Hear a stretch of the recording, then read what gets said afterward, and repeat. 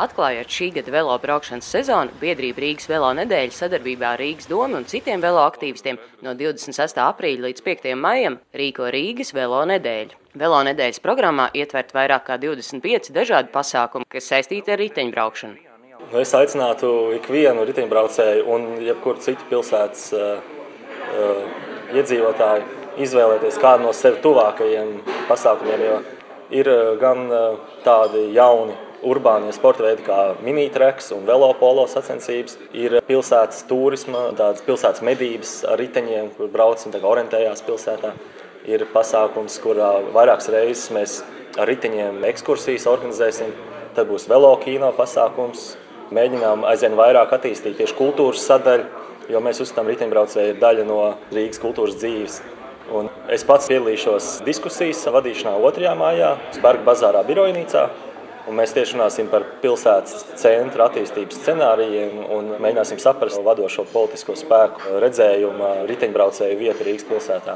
Un viss mūsu velo nedēļa noslēgsies ar grandiozo tvīda braucienu, kas ir ārkārtīgi krāšņas kultūras un pilsētas dzīves tā kā svētki, var teikt. Ja? Tvīda braucienu noteikti iesaku apmeklēt, un pēc tam tvīda balli Kalnsviem kvartālā. Rīgas velo nedēļa tiek organizēta jau 3. gadu. Tādējādi visiem satiksmes dalībniekiem atgādinot, ka pilsētā riteņbraucēji ir neatņemama ikdienas transporta sastāvdaļa.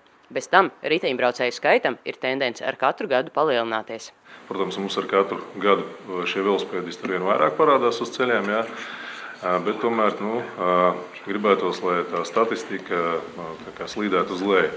Tie cēloņi negadījumiem, protams, ir noteikumu, varbūt nezināšana, arī šī tolerance starp transporta līdzekļu vadītājiem un velosipēdistiem. Mums, diemžēl, klibo smagi cietušie un bojā gājušie salīdzinājumi iepriekšējiem gadiem ir samazinājušies.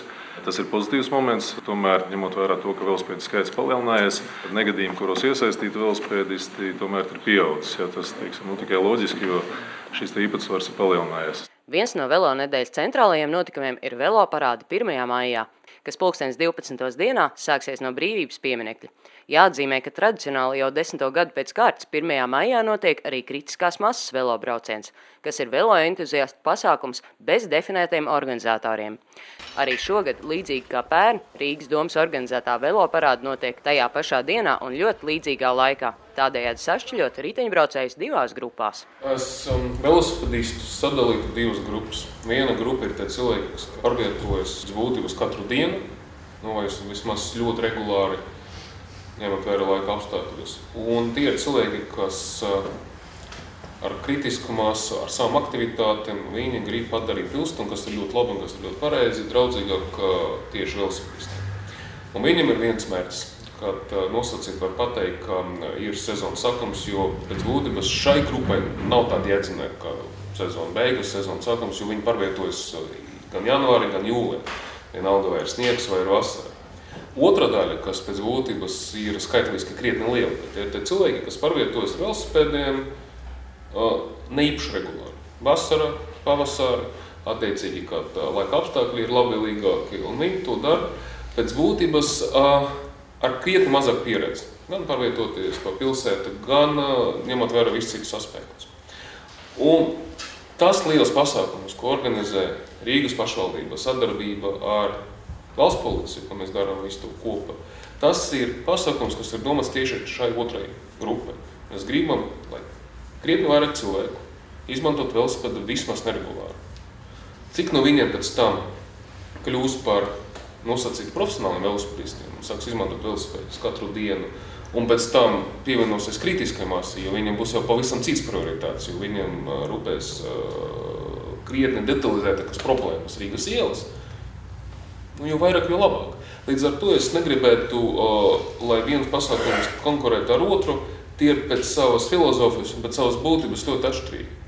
Un abi pasākumi ir vajadzīgi. Un mums pilsēta ir tomēr pietiekoši liela, lai varētu gan vienlaicīgi, gan paralēli, perpendikulāri visi tie velosipedisti piedalīties gan sezonu atklāšanu, gan arī kritiskā masa. Protams, gan pirmiem, gan otriem vajadzētu ievērot arī ceļu noteikumus, jo tas ir, teiksim tā, būtiski.